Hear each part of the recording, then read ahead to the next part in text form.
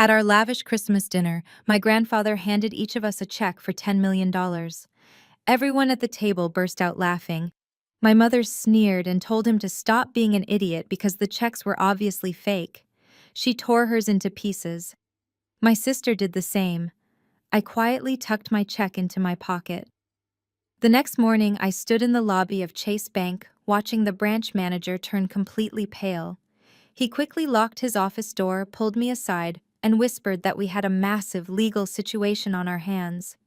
My name is Amara. I am 32 years old, and I work as a forensic accountant. I spend my days tracking down financial fraud, so I know a lie when I see one. But I never expected the biggest lie to come from my own flesh and blood. Before I continue this story, please let me know where you are watching from in the comments below. Hit the like button and subscribe to the channel if you have ever had to stand up to toxic family members who completely underestimated your worth. The nightmare actually started the night before in the dining room of my mother's sprawling estate in Atlanta. Growing up in a wealthy African-American family meant that appearances were absolutely everything. My mother Vivian cared far more about her prestigious country club reputation than she cared about her own children. Our house was perfectly decorated for the holidays, with a towering 12-foot tree and expensive crystal glassware shining under the bright chandelier. But the warmth in that room was entirely fake. I sat silently at the far end of the long mahogany table. I was the designated family scapegoat. I wore a simple black dress while my younger sister Brielle showed off a designer gown she had bought using our mother's credit card. Brielle was 29 years old and spent her days filming shallow lifestyle vlogs. She was the golden child who could do absolutely no wrong in my mother's eyes. Sitting right next to Brielle was her husband, Connor. Connor was a 31-year-old white man who ran a tech startup that produced zero actual revenue. Yet he walked around our family home with a disgusting sense of entitlement. He constantly made subtle, arrogant remarks about our neighborhood and my career choices, acting like he was doing us a massive favor just by sitting at our table. The roast turkey was barely sliced when the verbal humiliation began. Connor swirled his expensive red wine and looked at me with a highly condescending smirk. He asked if I was still crunching boring numbers for pennies while visionary people like him were out changing the world. My mother, Vivian, chimed in immediately to support him. She laughed cruelly and said I always lacked ambition and vision. She told the entire table that it was a terrible shame I could not be more like Brielle and Connor, who were building a real legacy. I kept my mouth shut and focused entirely on my plate. I was completely used to this exhausting routine. Any defense I offered would only give them more ammunition to attack me. Then the atmosphere in the room suddenly shifted. My 82-year-old grandfather, Elijah, slowly stood up from his chair at the head of the table. He was my mother's father. He used to own a famous string of jazz clubs and barbershops in Chicago during his prime. My mother always treated him like a heavy burden, acting as if his aging mind was a huge embarrassment to her high society friends. She had even been whispering behind his back about putting him in a cheap state-run facility to save herself the daily hassle of his care. Grandpa Elijah reached deep into his tailored suit jacket. His hands trembled slightly as he pulled out 3 crisp pieces of paper. He cleared his throat and loudly announced that he had a special Christmas gift for the women in his family. He slowly walked around the large table and placed 1 slip of paper in front of my mother, then 1 in front of Brielle, and finally 1 in front of me. I looked down at the paper resting on the table. It was a certified bank check. The amount written clearly across the line was exactly $10 million. For a split second, the dining room was completely silent. Then Connor let out a loud, mocking laugh that echoed off the walls. He slammed his heavy hand on the table and wiped a fake tear from his eye. He loudly announced that Grandpa had officially lost his mind and was now handing out monopoly money to the family. My mother Vivian snatched the check from her expensive placemat. Her face twisted with pure disgust. She glared at her own father and told him to stop making a total fool of himself. She said everyone in the room knew his bank accounts had been completely dried up for over 20 years, and that these fake checks were an offensive insult to her intelligence. Without a single second of hesitation, she ripped the $10 million check in half and then tore it into tiny pieces. She threw the shredded paper right into the center of the mashed potatoes. Brielle giggled loudly, mimicking her husband's cruelty. She immediately pulled out her expensive smartphone and started recording a video for her social media followers. She pointed the camera directly at Grandpa Elijah and mocked his generous gift. She laughed directly into the lens, saying her crazy grandfather was giving out imaginary millions for Christmas. To make the video more dramatic and viral, Brielle ripped her check into shreds right on camera and carelessly tossed the pieces over her shoulder onto the hardwood floor. I slowly picked up my check and smiled. I knew the absolute truth. They had just lost $30 million. My mother Vivian stopped laughing the exact second she realized I was not destroying my check. She watched me carefully fold the crisp paper and slide it securely into the pocket of my black dress. Her perfectly contoured face twisted into an ugly scowl. She slammed her palm against the heavy mahogany table, making the expensive crystal wine glasses rattle loudly. She demanded to know what on earth I thought I was doing keeping that ridiculous piece of garbage. She loudly announced to the entire dining room that I was intentionally humiliating her by acting like a desperate beggar, clutching onto a fake lottery ticket. I looked my mother dead in the eye and kept my voice perfectly calm. I told her that the check was a Christmas gift from my grandfather, and I intended to keep it out of basic respect. Connor let out a loud, snorting laugh and shook his head in complete disbelief. He leaned over and told Brielle to make sure she got my pathetic expression on her video. He joked that her followers would absolutely love to see a grown woman praying that a senile old man would magically pay off her pathetic student loans. Brielle giggled and shoved the phone camera right into my face, asking me how it felt to be the poorest person in the room. I ignored them and kept my hand over my pocket. This only made Vivian even more furious. She lunged across the table, her manicured fingers clawing at the air as she tried to violently snatch the check right out of my dress. I quickly pushed my chair back and stood up out of her reach. My mother's face turned dark red with pure, arrogant rage. She pointed a shaking finger toward the front door. She screamed that if I was going to sit at her elegant holiday table and encourage my grandfather's embarrassing mental decline, I needed to pack my things and get out of her house immediately. She did not stop there. She used the opportunity to publicly berate every single aspect of my life. She loudly declared that I was a massive failure as a forensic accountant who wasted my life staring at boring spreadsheets while Connor was out building a real empire. She told me I was an even bigger failure as a daughter because I never brought any value or prestige to the family name. She said I was officially cut off and that she never wanted to see my ungrateful face again until I learned how to respect my betters. I did not shed a single tear because I was completely numb to her emotional abuse. I simply nodded and walked over to where my grandfather was quietly sitting. I gently placed my hand on his shoulder and asked if he was ready to leave this toxic environment. Grandpa Elijah did not look confused or lost. He nodded slowly, and his eyes were incredibly sharp and clear. He was not senile at all, and he knew exactly what he had just done. I helped him out of his chair while my mother continued to hurl vicious insults at my back. Brielle kept filming the entire time, laughing hysterically with Connor as my grandfather and I walked out the front door into the freezing winter night. I drove my grandfather back to his small brick house in complete silence. The heating in my old car barely worked, but neither of us complained. When I finally walked him up to his front porch, he stopped and squeezed my hand with surprising strength. He gave me a small, knowing smile. He told me to go to the bank first thing in the morning and to make absolutely sure I asked to speak directly with Mr. Harrison.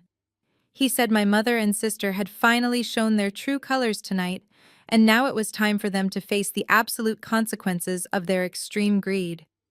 I hugged him tightly and promised I would handle everything just as he asked. The next morning, I woke up early with a clear mission in my mind. I drank a cup of black coffee and dressed in my sharpest professional business suit.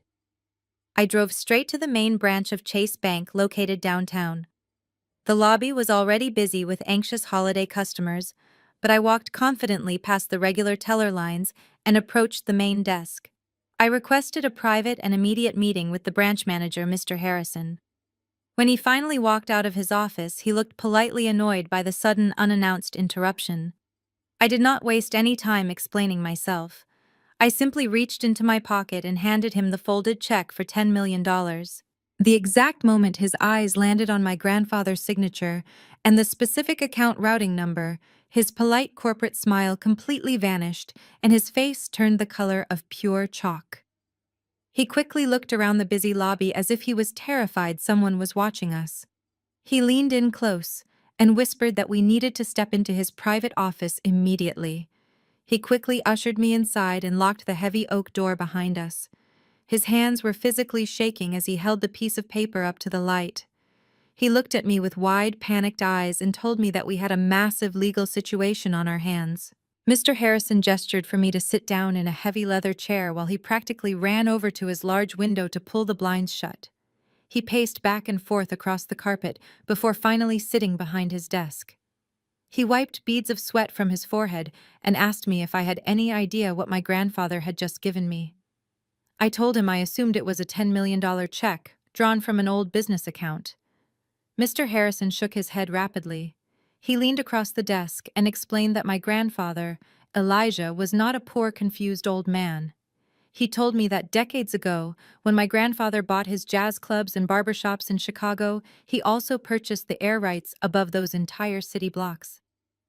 I sat there completely stunned as Mr. Harrison explained that a massive real estate conglomerate had just bought that specific historic district to build a massive luxury high-rise development. They had paid my grandfather a staggering amount of money just for the legal right to build upward. The $10 million check in my hand was just 1/3 of a massive trust account that had been fully funded and cleared just 2 days before Christmas. I felt the air leave my lungs. I asked him about the other 2 checks that my grandfather gave to my mother Vivian and my sister Brielle. Mr. Harrison asked me where those checks were right now. I reached into my purse and pulled out my phone. I opened the social media app and found the video Brielle had posted late last night. It already had thousands of views. I pushed the phone across the smooth wooden desk and let Mr. Harrison watch the footage. He watched intently as my mother ripped her check into pieces and threw it in the mashed potatoes, declaring it was fake garbage. He watched Brielle laugh directly into the camera as she called our grandfather senile and shredded her $10 million check, tossing the pieces onto the floor. The video ended with my mother screaming at me to get out of her house because I chose to keep my check. Mr. Harrison stared at the dark screen for a long time. Then a very slow smile spread across his face. He leaned back in his chair and let out a deep breath. He explained that we were looking at a highly unique and ironclad legal situation. He told me that under the specific terms of my grandfather's trust, the checks were formal distributions of the estate. By intentionally destroying those checks on camera and verbally rejecting the funds, my mother and sister had just performed a legally binding act known as a disclaimer of interest. I am a forensic accountant, so I immediately understood exactly what he meant. A disclaimer of interest means a beneficiary officially refuses to accept a gift or inheritance. Mr. Harrison confirmed my thoughts. He said that because they legally rejected their portions, the trust rules automatically reallocated those refused funds to the only remaining beneficiary who accepted the gift. That beneficiary was me. I felt the room start to spin as the reality of his words crashed over me. I asked him to clarify exactly what he was saying. Mr. Harrison looked me dead in the eye and stated that my mother and sister did not just throw away $20 million. They legally handed it directly to me. With my original $10 million and their refused $20 million, I was now the sole owner of a $30 million fortune. The money was already sitting securely in a private escrow account waiting for my signature. I sat frozen in the heavy leather chair. For 32 years, my mother Vivian had made me feel like I was entirely worthless. She had elevated Brielle to the status of a perfect golden child, while treating me like a shameful burden. Just 12 hours ago, they had both publicly humiliated me and kicked me out into the freezing cold, all because I showed a shred of respect to the man who built our family. And now their arrogance and their desperate need to perform for an online audience had cost them everything. They were entirely obsessed with the illusion of wealth, but they had just shredded real generational wealth on a live social media feed. Mr. Harrison asked me how I wanted to proceed. He warned me that once the transfer was fully complete, the bank would legally have to notify the trust creator, which was my grandfather. He also said that eventually my mother and sister would find out the truth about the air rights sale when the real estate news went public in Chicago. I thought about the cruel smirk on Connor's face and the absolute disgust in my mother's voice when she called me a failure. I realized that simply taking the money and walking away was not enough. They needed to understand exactly what they had done.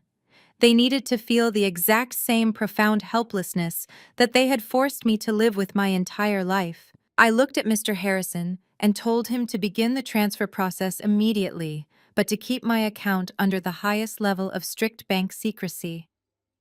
I instructed him to lock down the funds in a private holding corporation where my name would not appear on any public documents.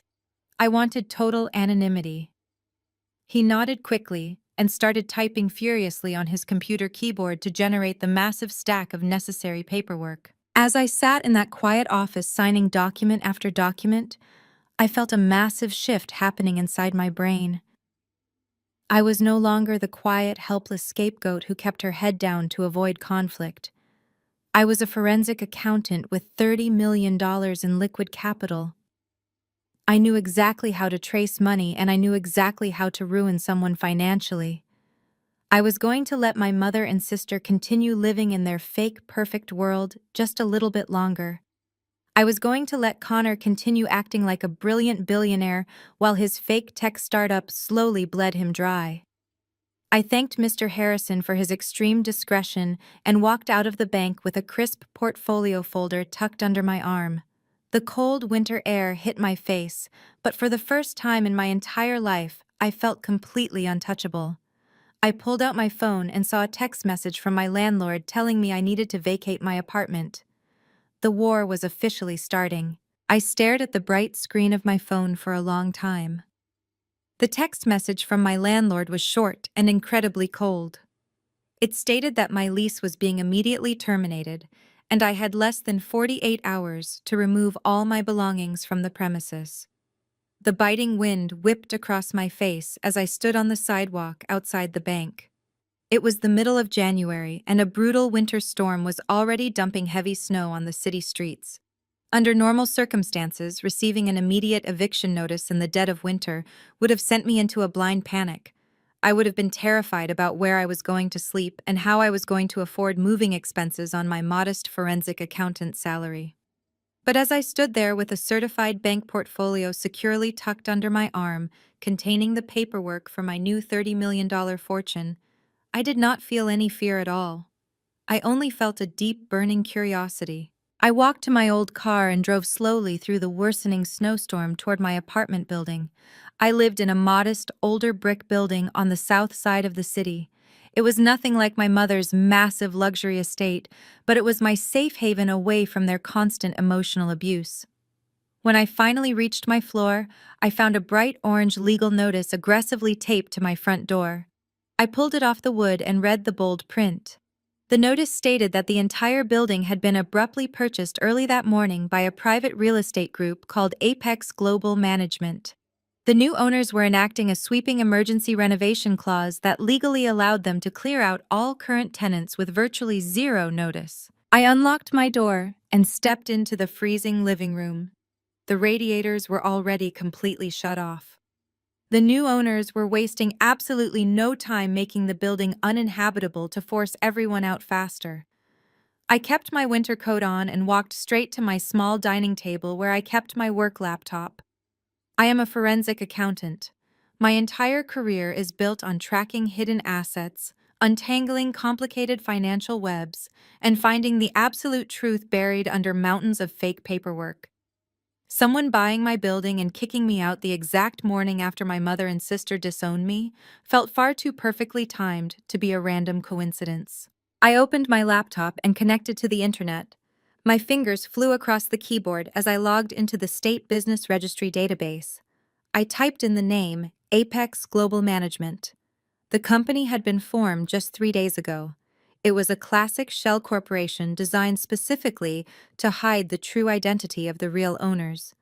The company was registered in Delaware, which is a notorious state for corporate secrecy. But people who set up shell companies always leave a digital footprint if you know exactly where to look.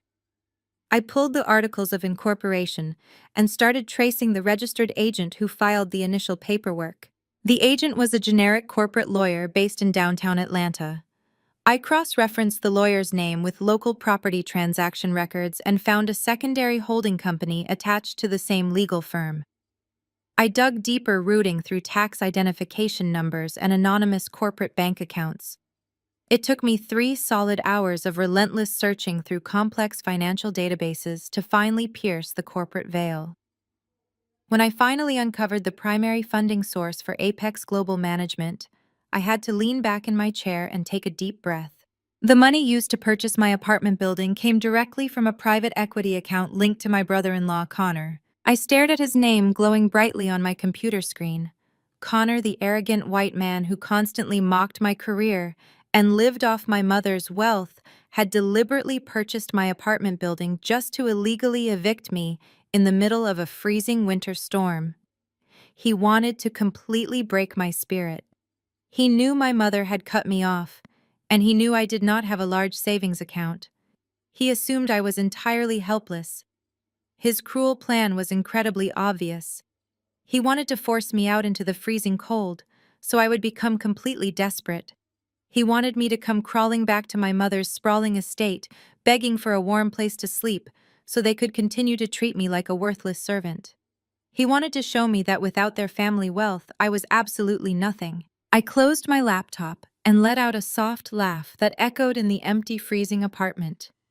Connor thought he was playing a brilliant game of chess against a defenseless opponent. He had absolutely no idea that he was actually playing against a woman who now controlled $30 million in liquid capital. He had no idea that I was already working with top bank executives to secure my massive fortune. But my money was currently locked in a mandatory legal holding period while the escrow transfer was being finalized. It would take a few days before I could access the funds without triggering massive financial alarms that would expose my secret. I walked into my bedroom and pulled my large suitcase from the closet.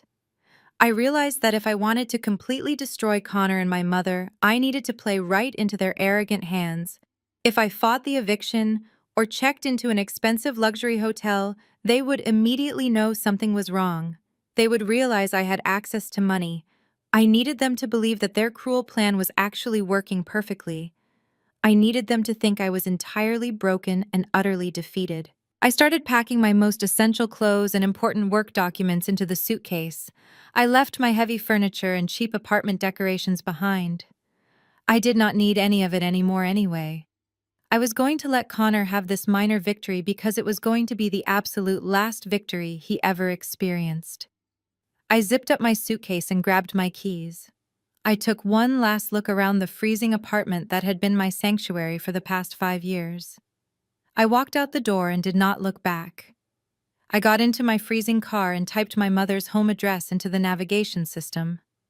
I was going to swallow my pride and go back into the lion's den. I was going to ask them for a place to stay and let them humiliate me all over again. But this time, I would be watching their every single move from the inside while I prepared to take absolutely everything they loved.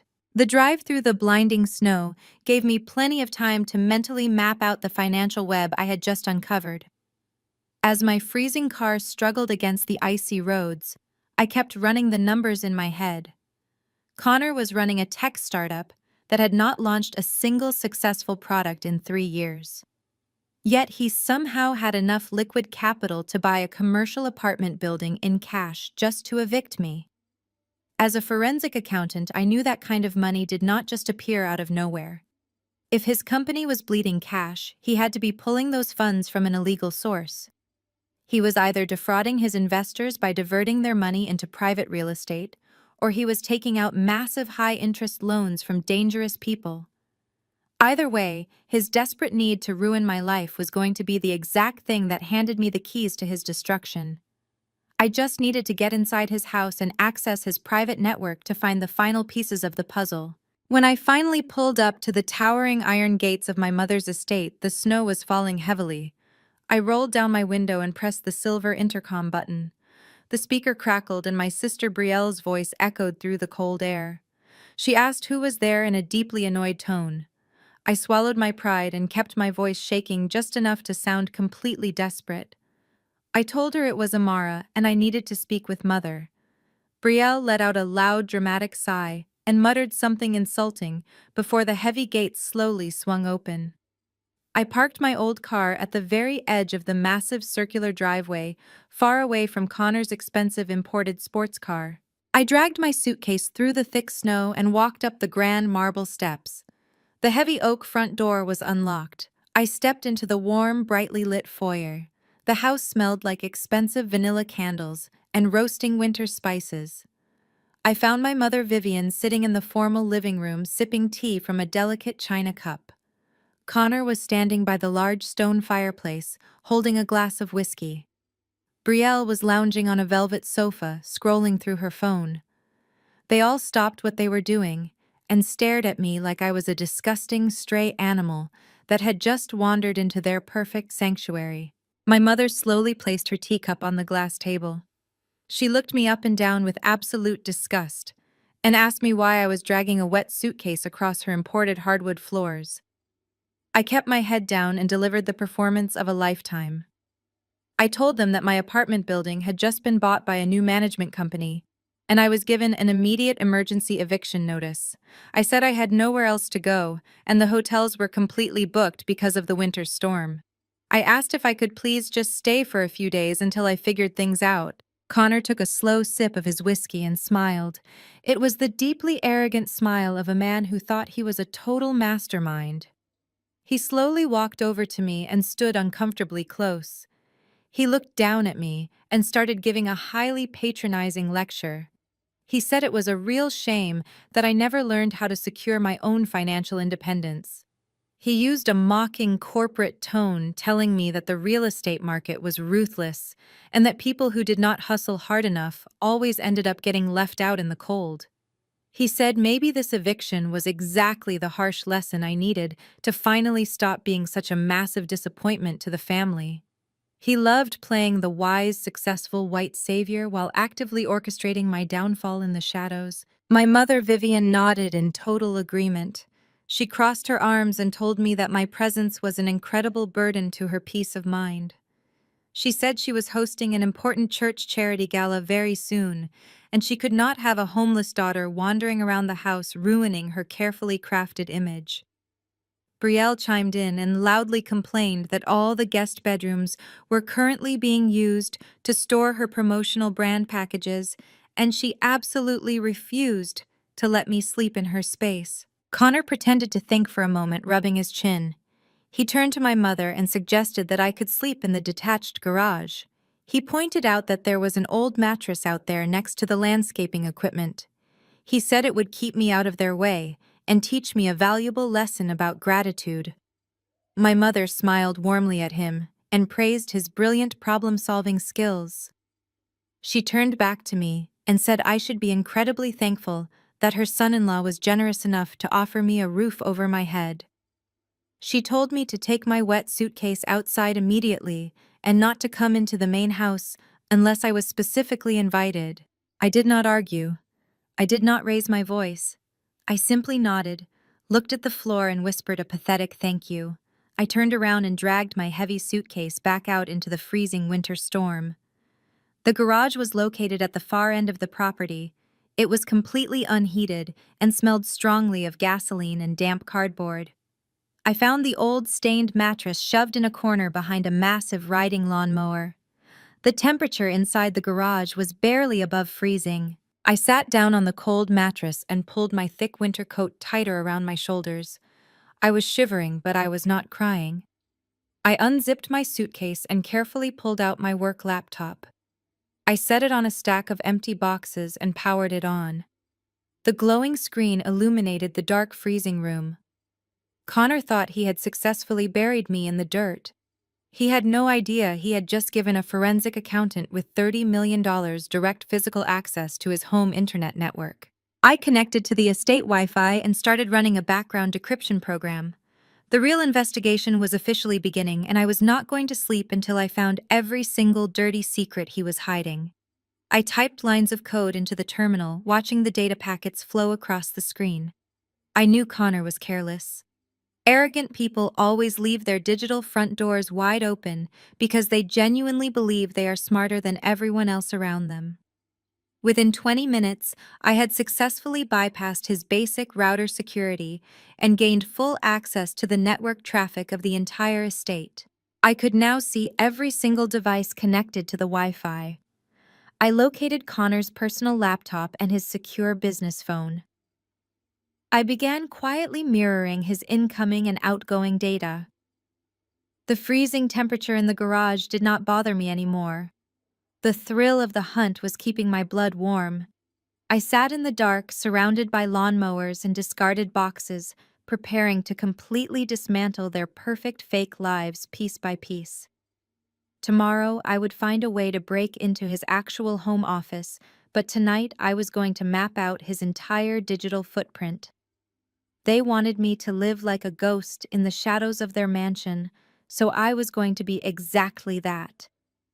A ghost that was about to haunt them for the rest of their miserable lives. I woke up the next morning with my entire body feeling incredibly stiff and completely numb from the freezing temperature inside the garage. My breath formed thick white clouds in the damp morning air, but my mind was entirely focused on my mission. I had spent half the night monitoring the digital traffic of the estate, and I already knew Connor was hiding massive financial problems. But I needed physical access to his older devices to prove my theory. I waited until I heard the expensive espresso machine running in the main kitchen before I finally walked across the snow-covered driveway and slipped quietly through the heavy glass back door. The sudden blast of warm air from the central heating felt amazing, but the emotional atmosphere in the room was completely toxic. Brielle was sitting at the massive marble island, wearing a designer silk robe and holding a glowing ring light. She was actively recording a morning lifestyle vlog for her thousands of social media followers. The exact second she saw me walk into the kitchen, she immediately spun her phone camera around to point directly at my face.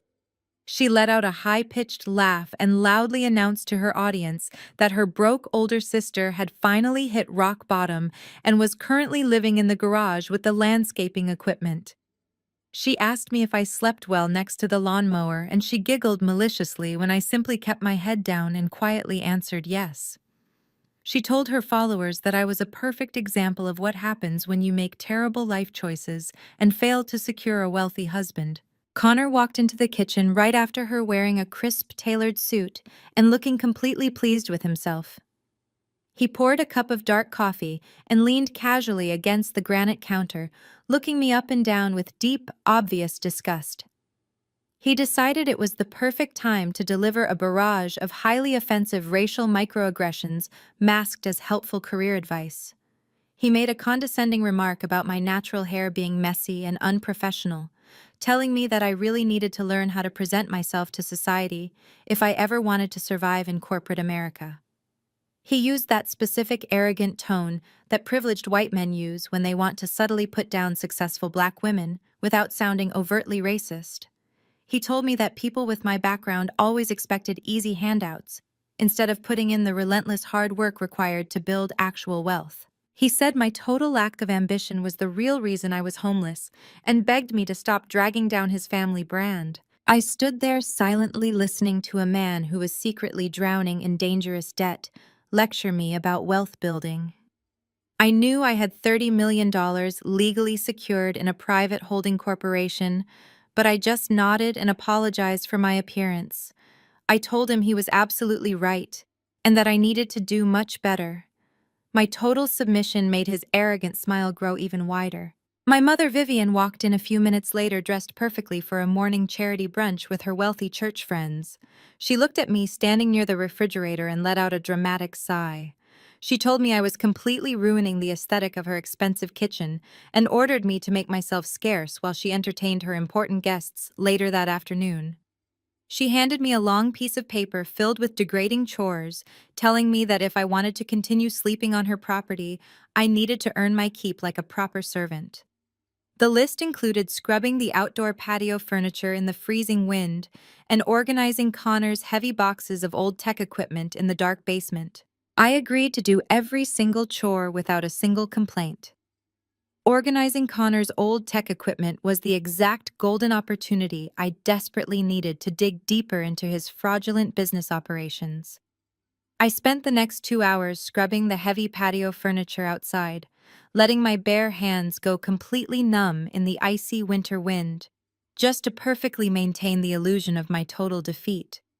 Every time Connor or Brielle walked past the large glass windows, they would point at me and laugh, clearly enjoying my public humiliation. When the afternoon finally arrived and my mother left for her fancy brunch, I made my way down into the dark, sprawling basement.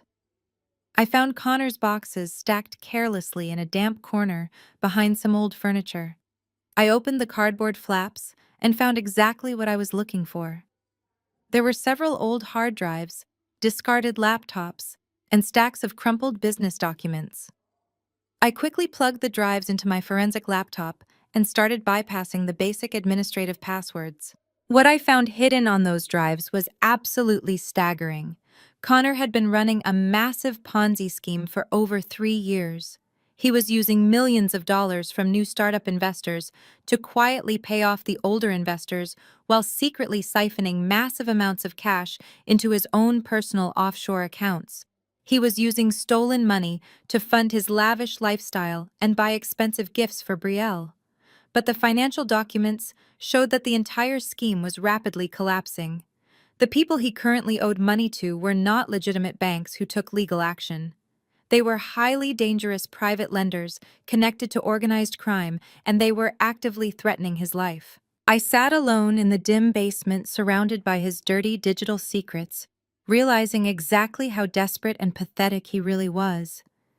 He had purchased my apartment building to evict me simply because he needed to feel powerful while his own world was secretly falling apart. He needed a helpless punching bag to distract himself from his impending doom. But he had chosen the absolute wrong target. I carefully copied every single hidden file, forged document, and illegal bank account number onto my secure, encrypted flash drive. I was slowly building a massive digital bomb that was going to completely obliterate his perfect white savior facade, and I was going to make sure my mother and sister went down with him. I walked back out into the freezing winter air toward the detached garage, but I did not feel the cold anymore. My blood was completely on fire with purpose. I sat down on the stained mattress and pulled out my secure phone. I immediately dialed the private emergency number Mr. Harrison had given me for the bank. It was late in the evening, but he answered on the second ring, sounding entirely alert. I kept my voice low and steady.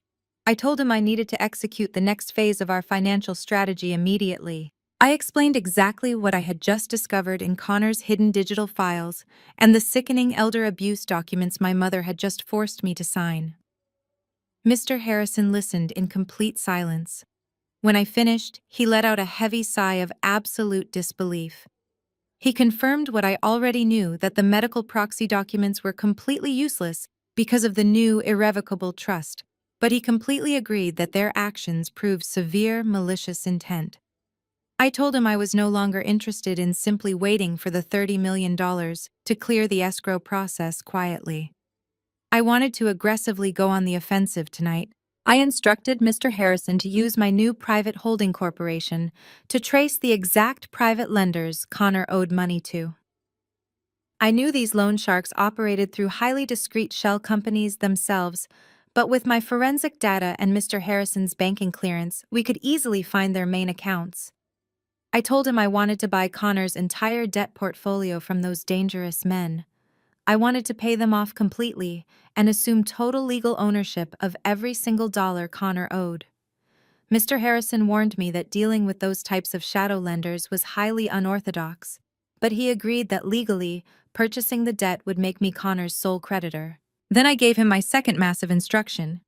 I told him to look up the primary mortgage on my mother's sprawling estate. I knew from Connor's basement files that my mother Vivian had secretly taken out a massive high-interest second mortgage on the mansion just a few months ago to help Connor keep his fraudulent startup from totally collapsing. She had leveraged her entire perfect life on a Ponzi scheme. I told Mr. Harrison to use my trust funds to legally purchase the deed of trust from her current lender. I wanted to own the paper on the very house she was currently sleeping in. I wanted to be the one holding the keys to her highly prized social status. Mr. Harrison told me the massive wire transfers and legal acquisitions would take a few days to fully process through the proper corporate channels. I told him that was perfectly fine because my mother was planning a massive church charity gala for this upcoming weekend. She was going to use that highly publicized event to show off her wealth and try to lure in even more innocent investors for Connor's failing tech company. I told Mr. Harrison I wanted all the debt acquisition documents and foreclosure notices finalized, printed, and securely delivered to my hands by the night of that exact gala. He promised me he would have his best legal team work around the clock to make it happen. I ended the call and lay back on the freezing mattress, staring up at the dark wooden beams of the garage ceiling. I could hear the faint sound of laughter coming from the main house. Connor and Brielle were probably drinking expensive wine celebrating their fake victory over a senile old man and a homeless sister. They genuinely believed they were completely invincible. They thought their white privilege and their fake upper-class respectability made them untouchable. For the next 3 days, I continued to play the perfect pathetic servant. I woke up at dawn to shovel the heavy snow off their massive driveway. I washed Brielle's expensive luxury cars while she filmed me for her social media followers, mocking my cheap winter coat and my lack of ambition. I endured my mother's constant vicious lectures about my totally failed life every time I brought her fresh tea in the living room. Connor went out of his way to bump into me in the hallways, spilling his coffee on my shoes and telling me to clean it up like a good little maid. I absorbed every single insult without a flinch. Every time they mocked me, I just thought about the massive financial web that was rapidly closing completely around them. During the day, I secretly contacted the state nursing home facility my mother planned to send my grandfather to. I anonymously donated a large sum of money to upgrade their heating system just because I could, but I also made sure the administrators knew exactly who Vivian and Connor really were. I contacted my grandfather's actual lawyers and made sure his real home was under round-the-clock private security, so Connor could never get near the property to try any illegal real estate listings. By Friday afternoon, the atmosphere in the main house reached a fever pitch of chaotic vanity. Caterers were running in and out of the massive front doors, setting up expensive floral arrangements and crystal champagne towers for the church charity gala. Brielle was screaming at her makeup artist in the living room, while Connor was practicing his fake visionary CEO speech in front of a full-length mirror. My mother Vivian was pacing the hallways in a designer gown, barking orders at everyone to ensure her perfect image was absolutely flawless for the wealthy church elite. She found me scrubbing the baseboards in the hallway and kicked my bucket of soapy water over. She told me the most important guests were arriving in a few hours and I was going to work the event as a catering server. She handed me a cheap, ill-fitting black uniform and ordered me to stand in the corner and serve drinks. She said she wanted all her wealthy friends to see how generous she was for employing her own homeless failure of a daughter. She wanted to use my misery as a living prop to boost her own fake saintly reputation. I picked up the cheap uniform and simply smiled. I told her I would be absolutely honored to serve her guests tonight. I stood in the corner of the grand living room holding a silver tray of empty champagne glasses while my mother Vivian glided through the crowd like absolute royalty. The church charity gala was in full swing and the house was packed with some of the wealthiest African American families in the city. Everyone was dressed in sparkling evening gowns and sharp tuxedos. Connor was working the room handing out his fake business cards and giving his highly rehearsed pitch about his tech startup. He laughed loudly and clapped wealthy investors on the shoulder, playing the perfect visionary genius. Brielle was following closely behind him, making sure her expensive diamond necklace caught the light for the photographers she had hired. I kept my head down, making sure I looked completely exhausted and thoroughly defeated. As the evening wore on, the rich food and heavy wine began to take effect. The crowd moved toward the massive formal dining room where my mother had arranged a lavish dessert buffet. I knew this was my absolute final chance. The caterers were busy in the kitchen, and my family was completely distracted by their own vanity. I quietly slipped out of the dining room and moved down the long, dimly lit hallway toward Connor's private home office. The door was securely locked with an expensive digital keypad, but Connor was a deeply arrogant man who believed his own hype. Arrogant men always use predictable passwords. I punched in Brielle's birthday, and the heavy oak door clicked open immediately. I stepped inside and quietly shut the door behind me. The office was dark except for the faint glow of the streetlights filtering through the heavy curtains. I did not turn on the main lights. I pulled a small flashlight from my pocket and walked over to his massive mahogany desk. My heart was pounding hard against my ribs, but my hands were completely steady. I had copied the files from the basement, but I needed recent hard evidence. I needed the final nails for his coffin. I booted up his desktop computer and inserted a specialized decryption drive I had prepared earlier. It only took me 3 minutes to bypass his basic administrative firewalls. What I found on his main hard drive confirmed every single terrifying suspicion I had. I quickly opened a hidden folder labeled Offshore Accounts. Connor had not just been running a Ponzi scheme, he had been actively embezzling massive sums of money directly from the church charity funds my mother was supposed to be managing. He was using the church donations to pay off his dangerous private lenders. He had forged my mother's signature on dozens of wire transfers. If the church board ever found out, my mother would not just lose her precious social standing, she would be facing serious federal prison time. I opened another encrypted file and found the exact contact information for the loan sharks he was dealing with. They were a notoriously violent syndicate operating out of Miami. The spreadsheet detailed exactly how much he owed them. The principal amount was staggering, but the accumulated interest was completely astronomical. He was drowning in millions of dollars of dirty debt, and they had given him a hard deadline of next Friday to pay up or face fatal consequences.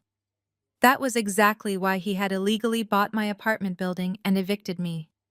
He was desperately trying to liquidate every single asset he could get his hands on, including the real estate he was using to hide the stolen church funds. I worked quickly transferring the explosive files to my secure cloud server. I printed out hard copies of the forged wire transfers, the loan shark ledgers, and the massive second mortgage documents my mother had signed. I gathered the thick stack of papers and shoved them deep into the front pocket of my catering apron. I powered down the computer and wiped down the desk, making sure I left absolutely no trace that I had ever been there. I slipped back out into the hallway and locked the door behind me, just as a burst of laughter echoed from the dining room. I walked back into the bright lights of the party carrying the tray of empty glasses. My mother spotted me immediately and marched over, her face flushed with expensive wine. She grabbed my arm hard enough to leave a bruise and hissed in my ear, asking where I had been hiding. She told me I was completely useless and ordered me to go stand near the front door to hand out the expensive gift bags as the guests began to leave. She looked at my cheap uniform and sneered, telling me to try and look a little less pathetic so I did not ruin the final impression of her perfect evening. I nodded submissively and walked toward the grand foyer. I stood by the door, handing out the velvet gift bags and wishing the wealthy guests a pleasant night. I watched Connor and Brielle standing arm in arm near the sweeping staircase, waving goodbye and looking like the ultimate power couple. I felt the thick stack of papers pressing against my chest under my apron. They had absolutely no idea that their entire fake empire was already completely reduced to ashes. The timer was set, and the explosion was only a few days away. I walked back across the dark, snowy driveway to the freezing garage after the last guest finally drove away.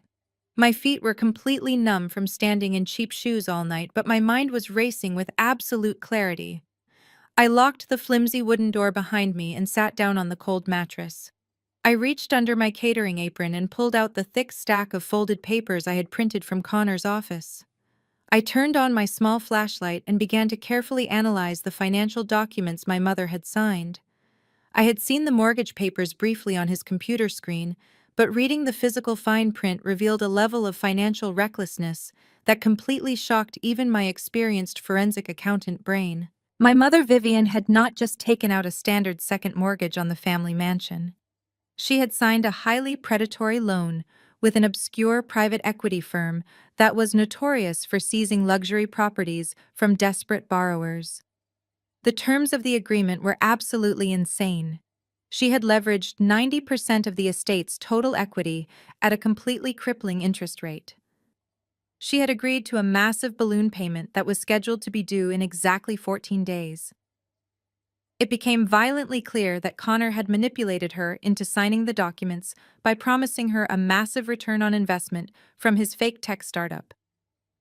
He had convinced her that they would pay off the loan in just a few months and keep the massive profits to elevate their social status even higher in the affluent community. Vivian genuinely believed she was a brilliant investor bankrolling the next great American empire. She had absolutely no idea that Connor had already burned through every single penny of her mortgage money paying off his dangerous loan sharks from Miami. She did not know his startup was a completely hollow shell with zero actual revenue. And worst of all, she did not realize that the monthly interest payments on her beloved mansion were currently being paid with embezzled funds from the church charity she proudly managed. The financial structure holding their perfect fake lives together was completely built on stolen sand and illegal wire transfers. I sat in the freezing darkness, tracing the printed numbers with my frozen fingers. My mother loved this mansion more than she loved her own children. She had spent decades meticulously decorating every single room, buying expensive imported furniture, and hosting extravagant parties just to prove she was better than everyone else. It was her ultimate symbol of superiority and her main weapon of intimidation. And now, because of her blinding arrogance and her desperation to maintain a wealthy facade, she had signed it all away to a manipulative man who was using her like a cheap personal bank. They were unknowingly standing on the absolute brink of total financial ruin, and the timer was ticking down incredibly fast. The next morning, the main house was a complete disaster zone. Empty champagne glasses and half-eaten plates of expensive catered food were scattered across the massive marble counters. I walked into the kitchen wearing my faded winter clothes, ready to start my daily chores. My mother was sitting at the island nursing a severe hangover while pressing a cold, damp towel to her forehead. She looked up at me and immediately started barking cruel complaints. She told me the charity gala was a massive success and that her wealthy friends had pledged hundreds of thousands of dollars to Connor's company. She bragged that they were about to become the most powerful family in the entire state. She looked at my old clothes and laughed, telling me it was a tragic shame I would never get to experience what real success felt like because I was too lazy to build anything of value. Connor walked into the kitchen a few minutes later looking incredibly smug and perfectly groomed. He poured himself a cup of dark coffee and kissed Brielle on the cheek as she walked in right behind him, holding her phone. He loudly announced that his corporate lawyers were preparing the final paperwork to take his tech startup public and that they should all start looking at purchasing luxury vacation homes in Europe. Brielle clapped her hands in excitement and started talking to her social media followers about hiring a private jet for their upcoming victory tour. They were all happily feeding into the exact same massive delusion. I quietly wiped down the granite countertops with a damp cloth and picked up the sticky glasses. I looked at the three of them celebrating their imaginary billions and making grand plans for the future. It took every single ounce of professional self-control I possessed not to burst out laughing right in their faces. Connor was pretending to be a brilliant tech billionaire while actively dodging threatening phone calls from violent criminals. My mother was bragging about her wealthy church friends, while her precious mansion was exactly 14 days away from total foreclosure. And Brielle was planning a lavish European vacation with stolen money she did not even possess. I nodded politely and congratulated them on their amazing success. I told my mother I would start scrubbing the formal dining room floors immediately so she would not have to look at me. As I walked out of the warm kitchen, carrying a heavy bucket of soapy water, I felt a deep sense of absolute peace settle over my chest. Let them enjoy their expensive coffee and their fake victory lap. Let them plan their luxury vacations and brag to the internet about their superior status. I knew exactly what was coming. I had the legal documents sitting securely in my freezing garage, and Mr. Harrison was finalizing the massive debt acquisition that would make me their sole legal creditor. The perfect shiny floor they were dancing on was about to completely collapse under their feet, and they had absolutely no idea I was the one holding the sledgehammer. I waited until Connor and Brielle left the estate in their expensive sports car to go shopping for their imaginary European vacation. My mother Vivian was upstairs taking a long nap to recover from her massive hangover after her successful charity event. The house was completely silent. I walked to the far corner of the snowy property near the old stone fence, where I knew absolutely no one could hear me. I pulled my secure phone from my thick winter coat and dialed Mr. Harrison's private direct line. He answered immediately, and his voice sounded incredibly sharp and professional. I told him I had the exact account numbers for the Miami loan sharks and the specific private equity firm holding the massive second mortgage on the mansion. I dictated the complex routing numbers to him carefully while standing in the freezing wind. Mr. Harrison typed rapidly on his keyboard and confirmed he had located the hidden offshore accounts. I gave him the official authorization to release the funds from my $30 million trust. I told him to form a completely anonymous blind trust corporation and use it to aggressively purchase Connor's entire debt portfolio from the dangerous Miami syndicate. I knew exactly how shadow lenders operated. They were highly violent businessmen, but they always preferred immediate clean liquid cash over the messy hassle of having to physically threaten a fraud like Connor.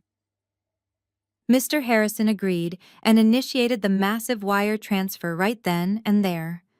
Within 20 minutes, the syndicate accepted our aggressive buyout.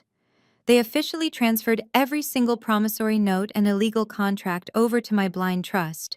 In the eyes of the law and the criminal underworld, I was now Connor's sole creditor. He owed me millions of dollars, and I was not going to be offering him any flexible payment plans. Next, I directed Mr. Harrison to target the private equity firm holding the predatory second mortgage on Vivian's beloved mansion. That transaction was even easier to execute. Corporate equity firms exist entirely to buy and sell debt for a quick profit. Mr. Harrison contacted their lead broker and offered to buy the deed of trust at full market value, plus a highly generous premium.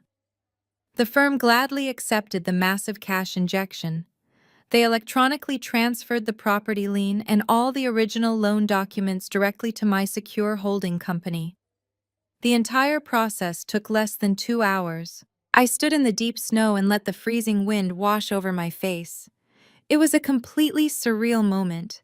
With just a few phone calls and the absolute power of my grandfather's hidden wealth, I had successfully bought complete control of my toxic family's entire existence. I was now legally the owner of the sprawling mansion my mother prized above everything else in the world.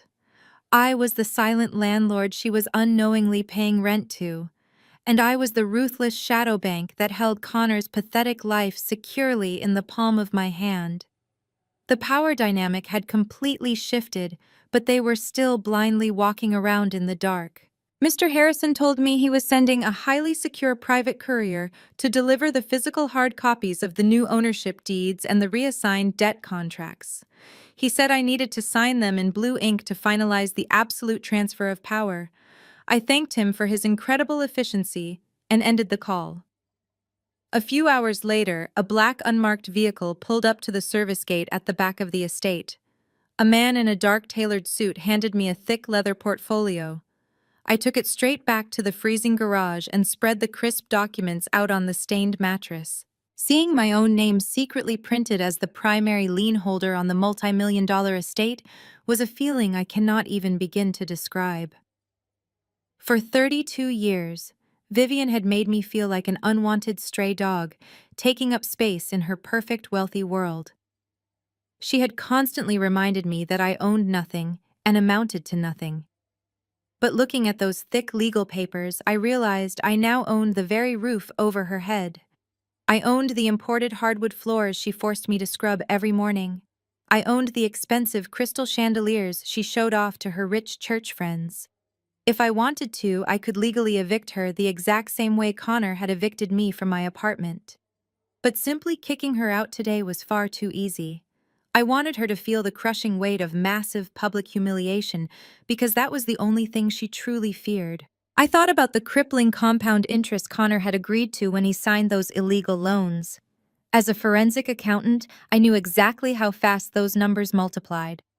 He was bleeding cash so fast that even his stolen church funds would not cover his very next payment. And now every single drop of that toxic debt belonged to me. I carefully packed the legal documents back into the leather portfolio and hid it deep inside my suitcase under my heavy winter sweaters. Later that evening, Connor returned home carrying several luxury shopping bags filled with designer clothes. He walked into the kitchen where I was quietly washing the dinner dishes. He dropped the heavy bags on the marble island and let out a loud, arrogant sigh. He looked at me with total disdain and made a cruel joke about how I would be washing dishes for the rest of my miserable life while he was out closing massive international tech deals. He told me I lacked the basic intellectual capacity to ever understand high-level finance. He smiled his smug white savior smile and walked out of the room to pour himself a glass of expensive whiskey. Brielle marched into the kitchen right behind him, carrying her glowing ring light and talking loudly to her phone camera. She was telling her internet followers that she was about to do a massive luxury clothing haul.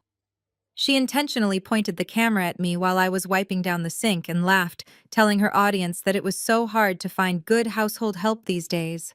She said my sad life was a perfect cautionary tale for any woman who refused to marry a visionary entrepreneur like her husband. I kept my hands in the warm, soapy water and smiled quietly at the smooth granite counter. Every cruel word they spoke was just adding another thick layer of deep satisfaction to my ultimate revenge. I was essentially a financial ghost haunting their perfect mansion. I watched my mother Vivian glide into the room wearing her silk pajamas, complaining about a headache and demanding that I brew her a fresh pot of herbal tea. I poured the hot water and handed her the delicate china cup, knowing with absolute certainty that I held the legal deed to her entire fake kingdom. The trap was now fully set, and the steel jaws were completely locked. All I had to do was wait for them to take one more arrogant step. The next week passed in a blur of exhausting physical labor and quiet anticipation.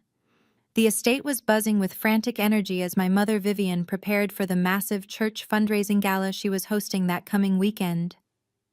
This was not the intimate charity dinner from a few nights ago. This was her highly publicized annual event designed to solidify her supreme position within the elite African-American social circles of Atlanta.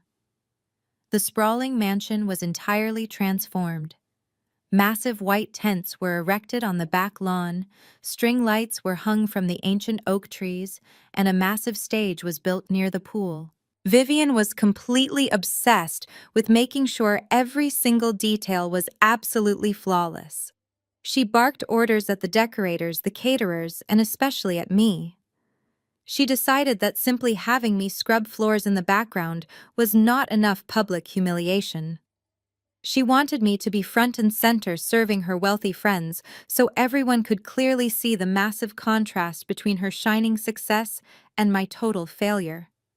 She bought me a cheap, scratchy black uniform and ordered me to stand near the main entrance to take the guests' expensive coats. I stood by the front doors on the night of the gala, watching the luxury cars pull up the long, winding driveway. Hundreds of guests poured into the mansion, dripping in expensive jewelry and designer evening wear. Connor was in his absolute element. He stood near the entrance wearing a custom tuxedo, greeting the wealthy church elders and aggressively pitching his tech startup. He introduced Brielle as his brilliant partner, and she smiled perfectly for the cameras showing off a massive new diamond ring. They were working the crowd flawlessly, using the holy setting of a church fundraiser to secure more illegal investments for his crumbling Ponzi scheme. My mother Vivian glided down the grand staircase, looking like a queen descending from her throne. She wore a stunning emerald green gown and a diamond necklace that probably cost more than my old apartment. She spotted me standing quietly by the coat check and walked over with a cruel smile playing on her lips.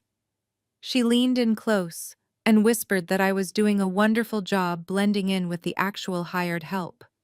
She told me to make sure I did not drop any of the expensive mink coats because my entire pathetic forensic accountant's salary could never afford to replace them.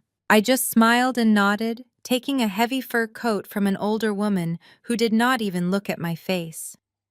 I knew my mother was riding a massive wave of pure adrenaline and social superiority. She was surrounded by people who constantly praised her generosity and admired her beautiful, successful family. She genuinely believed she was invincible. She had absolutely no idea that every single step she took in those expensive designer heels was on a floor she no longer legally owned. As the evening progressed, the guests moved outside toward the massive white tents for the main event. A lavish multi-course dinner was served while a live jazz band played softly in the background. Connor took the stage first, giving a highly charismatic speech about the future of technology and how his company was going to revolutionize the world.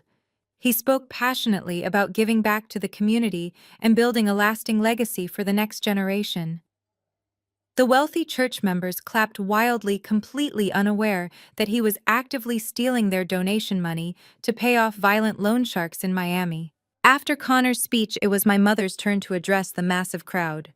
She walked up to the microphone beaming with absolute pride. She thanked everyone for their generous donations and spoke eloquently about the importance of family and faith. She painted a beautiful fake picture of a deeply loving and supportive household where everyone lifted each other up. But then her eyes scanned the crowd and locked directly onto me standing near the back of the tent, holding a silver tray of empty water glasses. Her smile sharpened into something incredibly vicious. She leaned into the microphone and let out a dramatic, heavy sigh. She told the crowd that while she was incredibly blessed with a successful son-in-law like Connor and a beautiful daughter like Brielle, her family was not entirely without its heavy burdens. She gestured toward me, and her voice dripped with fake sympathy. She said she wanted to take a moment to ask for their prayers for her eldest daughter, Amara. She told hundreds of people that I had recently lost my apartment due to my own severe financial irresponsibility and a complete lack of personal ambition. The entire tent went completely silent. Hundreds of pairs of eyes turned to stare at me standing in my cheap black uniform.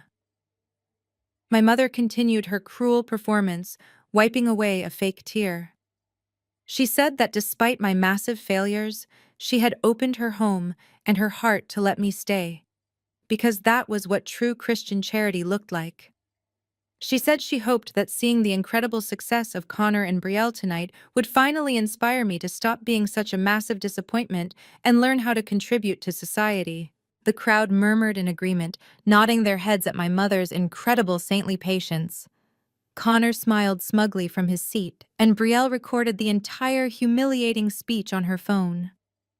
They expected me to burst into tears or run away in absolute shame. They wanted me to be completely crushed by the massive weight of their public condemnation. But I did not cry, and I did not run. I just stood there holding my silver tray, looking directly back at my mother. The heavy legal documents sitting in my freezing garage were burning a massive hole in my mind. The trap was fully set, and Vivian had just walked right into the very center of it.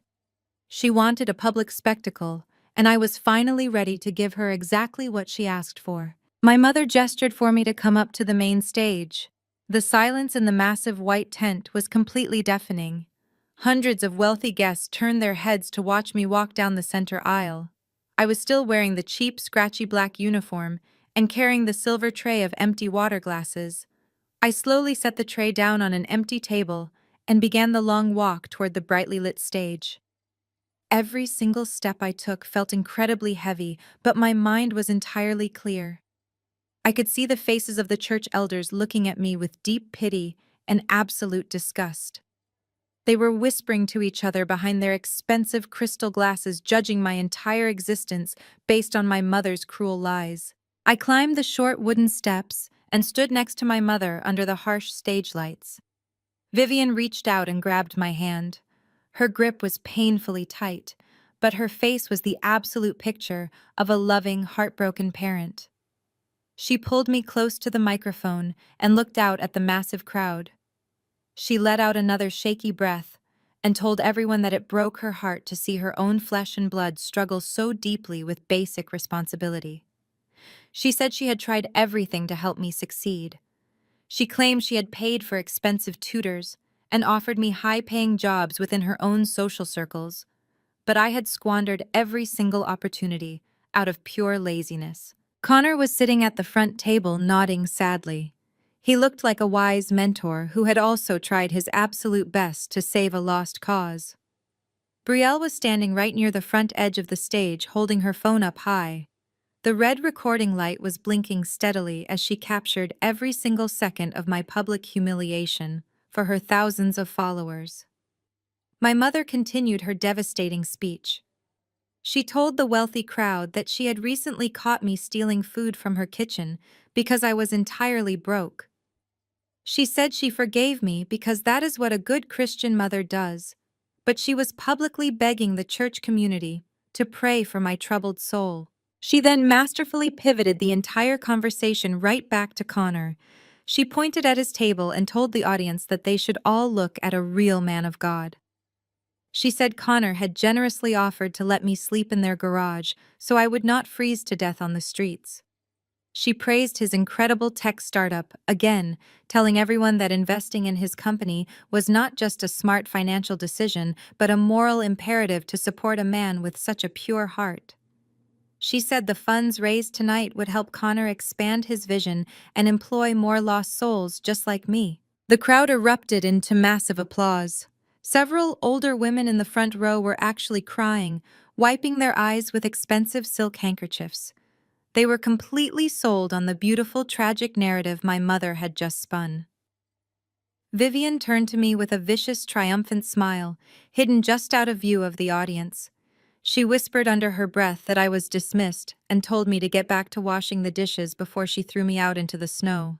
But I did not move a single inch. I stood my ground on the center of the stage. The massive applause slowly died down as the crowd realized I was not leaving.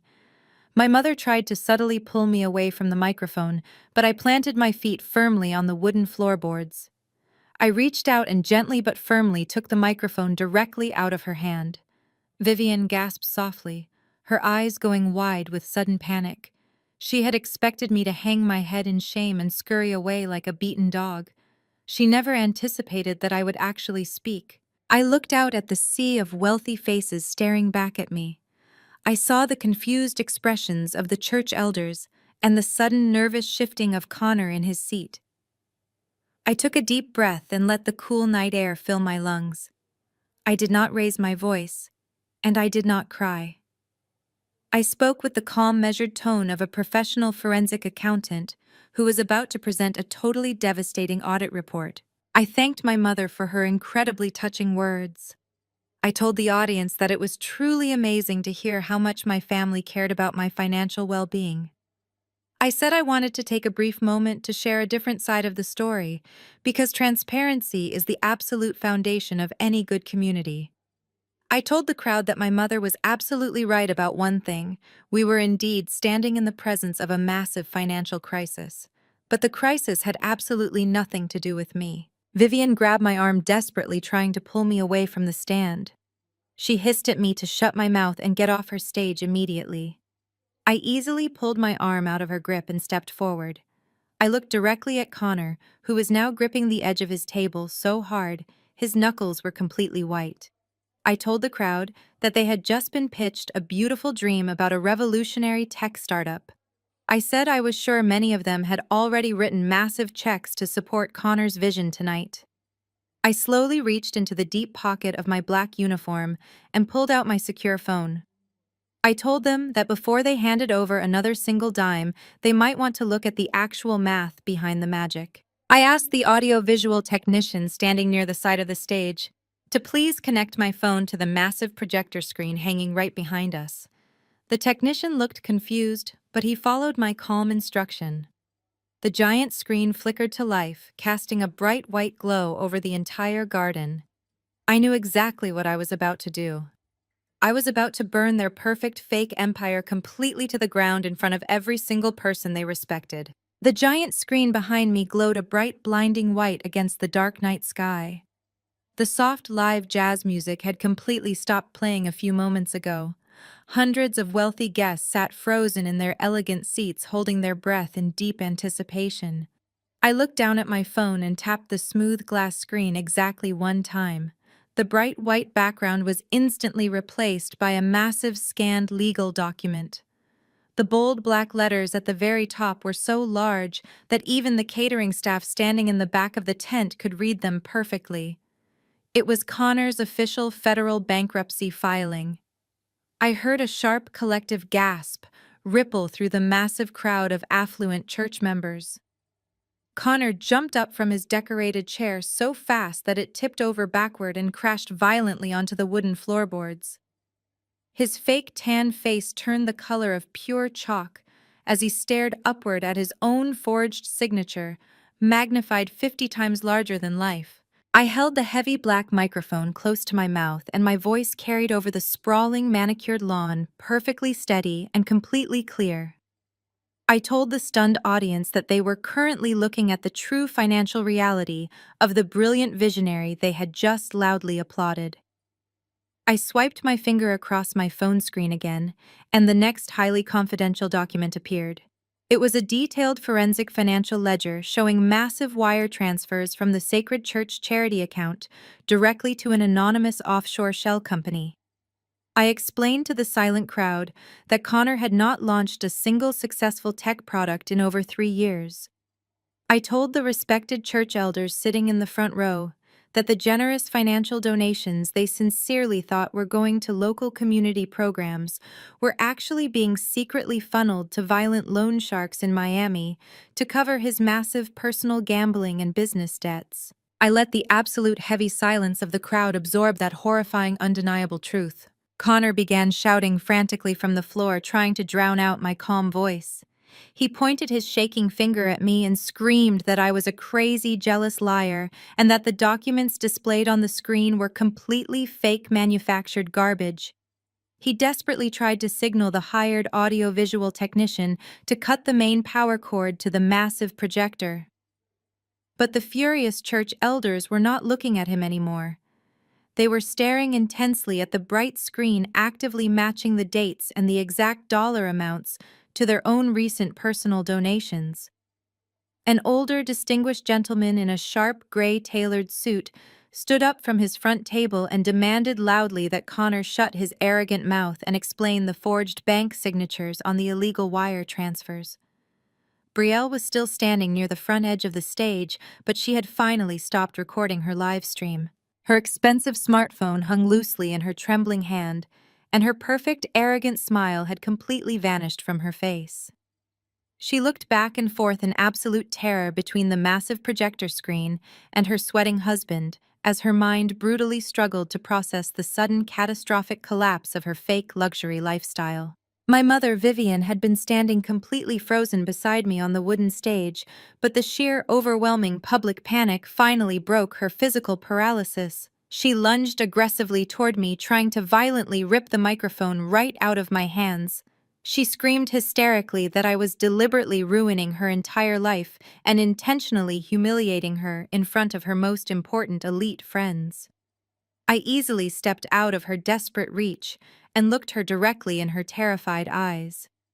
I told her in a low, steady voice that my special presentation was not quite finished yet. I turned my back to her and faced the angry crowd, swiping my phone screen one more crucial time. The final devastating document flashed brightly onto the giant projector. It was the official legal notice of default and immediate foreclosure for the sprawling multi-million-dollar mansion we were currently standing in. The crisp, scanned document clearly showed Vivian's authentic signature right next to a highly predatory secondary loan agreement with an absolutely astronomical interest rate. I spoke directly into the microphone again, easily cutting through the rapidly rising chaotic noise inside the party tent. I told the shocked crowd that my mother loved her perfect, wealthy public image so deeply that she had secretly mortgaged her entire historic family estate just to keep Connor's fake tech company completely afloat. I explained to her wealthy peers that she was currently facing immediate legal foreclosure and that she had absolutely zero money left in her drained bank accounts to even pay the hardworking caterers who had prepared their expensive dinner tonight. The wealthy guests began standing up from their decorated tables, murmuring in deep shock and profound outrage. The entire elite social hierarchy that my mother had spent decades carefully and ruthlessly building was completely disintegrating right in front of her tear-filled eyes. She put her shaking hands over her face and let out a loud, horrific wail that sounded exactly like a wounded, dying animal. She absolutely could not handle the devastating reality of her beloved affluent social circle personally witnessing her total financial ruin and complete moral bankruptcy. Connor was now completely surrounded by angry, aggressive church investors demanding their stolen money back immediately. He was sweating profusely and slowly backing away toward the dark edge of the tent, desperately looking for a quick escape route into the woods. I kept my voice perfectly calm and delivered the final, absolute fatal blow to their entire existence. I told the silent crowd that when my grandfather Elijah generously handed out those $10 million checks on Christmas Eve, my mother and sister had arrogantly ripped them up, believing they were totally fake monopoly money. I explained the exact legal loophole, revealing that by actively destroying those checks on a live video camera, they had automatically and legally forfeited their massive generational inheritance directly to me. I told every single person in the tent that I was not a broke homeless failure sleeping in a freezing dirty garage. I told them I was a highly trained forensic accountant who had just legally inherited $30 million in clean liquid capital. I walked slowly across the wide wooden stage until I was standing right above where Connor and my mother were cowering in the bright, blinding light of the projector screen. I looked down at them with absolutely zero pity in my heart. I told them both that I had already used my new massive wealth to anonymously purchase every single piece of their toxic, rotting debt. I told Connor clearly, so the entire crowd could hear, that he no longer owed any money to dangerous Miami loan sharks, because he now legally owed every single stolen dime directly to me. I slowly turned my head to my sobbing mother and told her that my private holding corporation had legally bought the massive deed of trust to her precious mansion just a few short hours ago.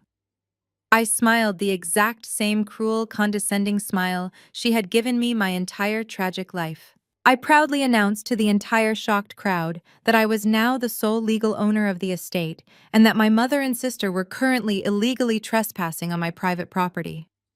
The absolute sheer terror on Vivian's face was the most beautiful thing I had ever seen. The heavy silence that followed my announcement lasted for exactly 3 seconds before the entire white tent erupted into absolute chaos. The collective gasp from the wealthy church members quickly turned into furious shouting. Dozens of highly influential people pushed their expensive chairs back and rushed toward the front of the stage. They were no longer the polite, refined elite of Atlanta society. They were angry investors who had just realized their hard-earned money and sacred charity funds had been stolen by the very man standing in front of them. Connor completely lost what little remained of his mind. The calm, arrogant mask he had worn for years violently shattered into a million pieces. His face turned a deep, ugly shade of crimson, and the veins in his neck bulged as he let out a guttural scream of pure rage. He lunged directly at me, his large hands reaching out as if he was going to wrap them around my throat right there on the wooden stage. He yelled that I was a lying thief and that he was going to destroy me. I did not take a single step backward. I simply stood my ground holding the microphone. Before he could even get within 2 feet of me, 3 massive church deacons wearing tailored suits intercepted him. They grabbed Connor's arms and violently shoved him backward, causing him to trip over the microphone stand and crash hard onto the floorboards for the second time that night. The deacons stood over him, their faces contorted with absolute fury, demanding to know exactly where their retirement funds had gone. They told him he was not going anywhere until the police arrived to sort out his massive financial fraud. The older gentleman in the gray suit pushed his way to the very front of the crowd. He pointed a shaking finger at Connor and shouted that he had personally invested $50,000 of his grandchildren's college fund into the fake tech startup just 2 days ago. He demanded an immediate wire transfer refund right there on the spot. Other investors quickly joined in, their voices layering over each other in a deafening chorus of absolute outrage. People were demanding their $50,000, their $100,000, their life savings back from the man who had promised them a revolutionary future. Connor was scrambling backward like a cornered rat, his custom tuxedo covered in dust from the stage floor. He held his hands up in a defensive panic, pleading with the wealthy crowd to just give him a few days to sort out what he called a simple banking error. He stammered out pathetic excuses about temporary liquidity issues and minor accounting oversights, but his voice cracked with pure terror. No one believed a single word coming out of his mouth anymore. The bright projector screen behind him was still glaringly displaying the hard, undeniable evidence of his massive criminal fraud. Seeing her golden son-in-law pinned to the floor and realizing her entire social empire was permanently destroyed, my mother, Vivian, resorted to her absolute favorite manipulation tactic. She grabbed the front of her expensive emerald green gown, clutched her chest dramatically, and let out a loud, gasping wheeze. She collapsed onto the stage, rolling onto her side and panting heavily, crying out that her heart was failing. She reached her shaking hand out toward the wealthy women in the front row, begging for someone to call an ambulance and save her life. But the absolute most poetic justice of the entire evening was that nobody moved to help her. Not a single person. For decades, Vivian had used her fake heart palpitations to guilt-trip me and control every single narrative in this family.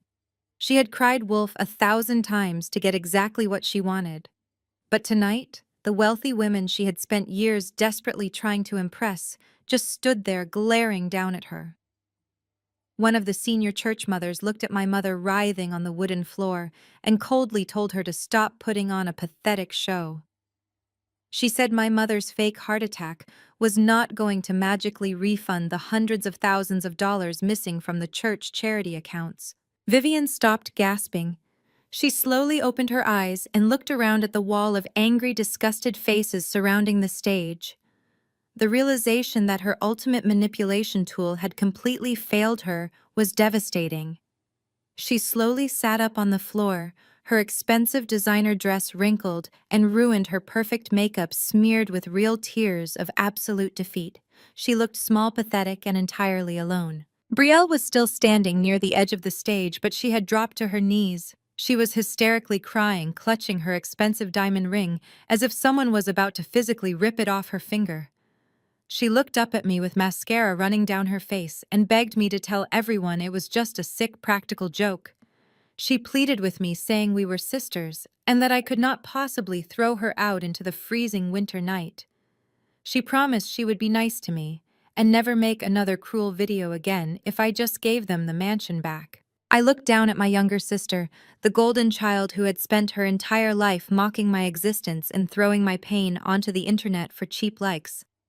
I spoke directly into the microphone one last time so every single person could hear my answer. I told Brielle that she should have thought about sisterhood before she filmed our grandfather and laughed while tearing up a $10 million check. I told her that she was the one who publicly declared me a homeless failure just 10 minutes ago and that I was simply respecting her narrative. The angry shouts of the church members demanding their money grew louder and louder. Several people had already pulled out their phones and were actively dialing the police to report Connor's massive embezzlement. Even the hired catering staff had stopped working to watch the incredible collapse of the mighty family. The same staff members my mother had rudely ordered around all night were now standing near the dessert tables, pointing and whispering to each other, enjoying the show. The beautiful, luxurious charity gala had officially transformed into a massive crime scene. I turned off the microphone and carefully placed it on the small wooden table. I smoothed down the front of my cheap, scratchy catering uniform. It felt like the absolute best outfit I had ever worn in my life.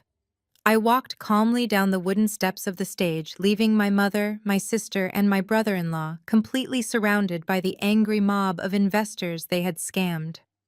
I walked right past the silver trays of half-eaten expensive food and headed straight for the grand mansion. It was finally time to go inside and enjoy my new home. I walked away from the massive white tent and stepped onto the stone pathway leading up to the grand mansion.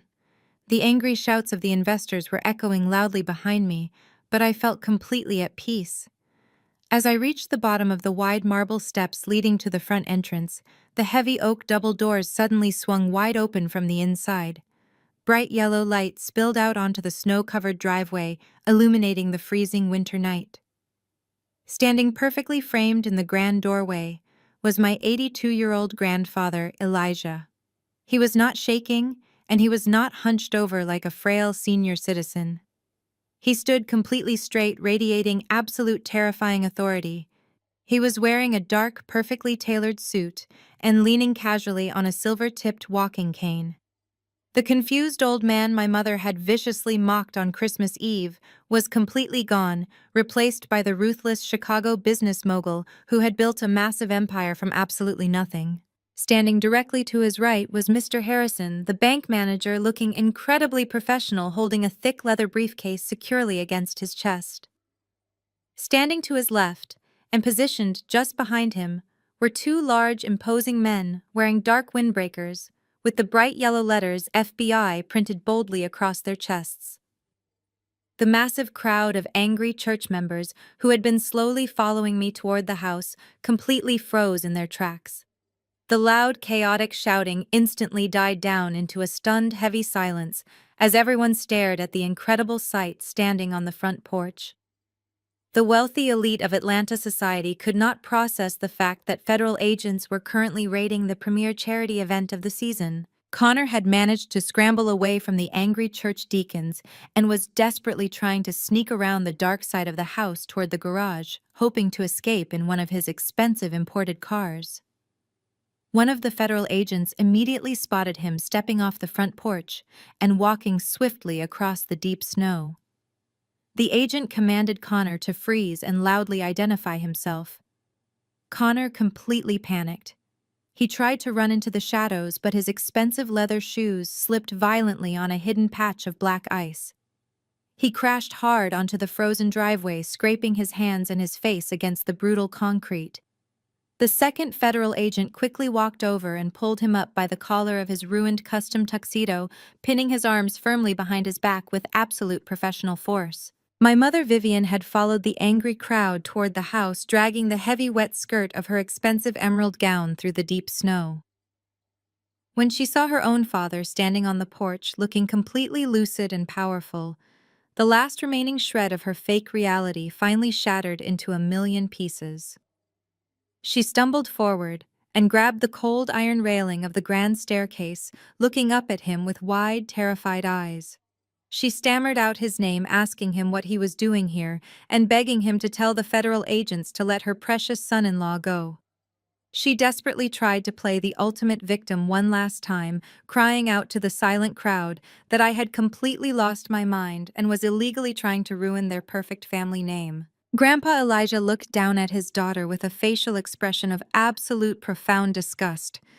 He did not raise his voice, but his deep, commanding tone easily carried across the silent, snowy courtyard. He told Vivian that she was a complete disgrace to the family legacy, and that she had brought all of this massive financial ruin entirely upon herself. He calmly explained to the shocked crowd that he had never once lost his mental faculties. He said he had spent the last 5 long years quietly watching her emotionally abuse me, while treating her incredibly mediocre golden child and her fraudulent son-in-law like absolute royalty. He told the silent guests that the $10 million Christmas checks were not a sign of dementia, but a carefully calculated final test of her moral character. He said it was a simple test of basic gratitude that she and Brielle had failed in the most spectacularly arrogant way possible. He slowly walked down the marble steps, the federal agents and Mr. Harrison respectfully parting ways to let him pass. He stopped right in front of me and placed his warm, strong hand firmly on my shoulder. He looked out at the massive crowd of wealthy church members and declared that I was the only person in the entire family who had ever showed him genuine love and respect when they all thought he was just a worthless, broken old man waiting to die. He told everyone that I was a brilliant forensic accountant who had single-handedly uncovered one of the most disgusting financial crimes in the history of their local church community. He announced that he had personally contacted the Federal Bureau of Investigation the exact same morning I called Mr. Harrison to report the forged wire transfers. Mr. Harrison stepped forward and opened his heavy leather briefcase. He pulled out the official certified banking documents, confirming that the massive trust transfer was completely finalized and legally binding in every single jurisdiction. He also handed a thick manila folder of financial evidence directly to the lead federal agent. The heavy folder contained every single forged church charity document and illegal offshore bank transfer I had secretly copied from Connor's computer in the dark basement. The stern agent flipped through the printed pages, nodding grimly, before looking directly at Connor, who was still struggling weakly in the firm grip of his partner. The agent informed Connor, in a loud, clear voice, that he was being officially detained on multiple federal charges of wire fraud, corporate embezzlement, and criminal money laundering. Brielle finally stumbled out of the white event tent and saw her husband in the physical custody of the FBI. She let out a piercing, dramatic scream and tried to run across the icy driveway toward him, but my grandfather raised his silver walking cane and pointed it directly at her chest, telling her to stop exactly where she was. He looked at Brielle and told her that her lazy days of living a fake luxury life funded by stolen charity money and my deep personal humiliation were permanently over. He told her she was going to have to get a real minimum wage job for the very first time in her pathetic life because she had legally shredded her only chance at true generational wealth on a social media application just for the cheap entertainment of total strangers. The level of absolute vindication I felt standing next to my grandfather was completely indescribable. For years, Vivian and Connor had used their fake wealth and their toxic white savior narratives to completely isolate and terrorize me. They had convinced the entire world that I was the crazy, helpless burden dragging down their perfect existence. But now, standing in the freezing winter air surrounded by federal law enforcement and furious investors, the absolute truth was finally fully exposed for every single person to see. I was not the hopeless failure they claimed I was. I was the incredibly wealthy forensic accountant who legally owned the very ground they were currently standing on, and my brilliant grandfather was standing right beside me to watch their entire fake empire burn to ash. I stood on the snowy driveway watching my sister Brielle sob uncontrollably while the federal agents tightened the steel handcuffs around Connor's wrists. My mother Vivian was still gripping the cold iron railing of the staircase, looking completely hollowed out. But I knew the absolute final piece of their psychological destruction had not fully registered yet. They had heard me mention the $30 million inside the tent, but their arrogant minds were still desperately trying to reject that impossible reality. I turned my head and looked at the hired audio-visual technician who was standing near the entrance of the white tent, watching the entire scene unfold. I held up my secure phone and calmly asked him to switch the main projector feed back to my screen. The giant white screen inside the tent flickered, and the bright glow illuminated the freezing night air once again. I tapped the screen of my phone and pressed play. The loud, obnoxious pop music of Brielle's social media account suddenly echoed across the silent, snowy courtyard. Every single person turned to look at the massive screen. It was the exact video Brielle had filmed on Christmas Eve. The footage showed her perfectly made-up face laughing directly into the camera lens. Her recorded voice blasted through the massive concert speakers, calling our grandfather a crazy, senile old man. The entire crowd watched in absolute stunned silence as the giant 50-foot version of Brielle gleefully ripped a certified $10 million bank check into tiny little shreds and carelessly tossed them over her shoulder. The video continued playing, revealing my mother, Vivian, sitting in the background of the formal dining room. Her face was twisted in an ugly sneer as she violently tore her own $10 million check in half and threw it directly into a bowl of mashed potatoes. The recording ended with my mother screaming at me to get out of her luxurious house because I chose to respectfully keep the gift our grandfather had given me. The video looped and played a second time before I finally hit pause, leaving the frozen image of Brielle's arrogant, laughing face plastered across the giant screen for every single person to stare at. I stepped back and nodded politely to Mr. Harrison, who was standing next to my grandfather. Mr. Harrison adjusted his glasses and stepped forward holding his thick leather briefcase. He spoke with the clear, projected voice of a seasoned banking executive addressing a corporate boardroom. He introduced himself to the massive crowd of wealthy church members as the senior branch manager of the bank and the primary executor of my grandfather's private estate. He told Vivian and Brielle that the pieces of paper they had so aggressively destroyed on camera were absolutely real and fully backed by one of the most lucrative commercial real estate transactions in the history of downtown Chicago.